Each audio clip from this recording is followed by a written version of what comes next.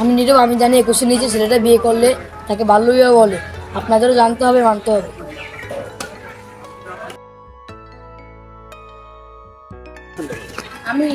আমি জানি 18-র নিচে মেয়েরা বিয়ে করলে সেটা বাল্যবিবাহ। আমি জানি, আপনারা জানেন তো? না, আমি জানি যে বাল্যবিবাহ করলে শারীরিক সমস্যা, মানসিক সমস্যা হয়। আমি আমার নিজের জীবন ধ্বংস হবে, আমি যার জীবন যাবো তার জীবন ধ্বংস হবে। আমি এটা জানি, তুই কি জানিস? হ্যাঁ দোস্ত, এটা আমিও মানি।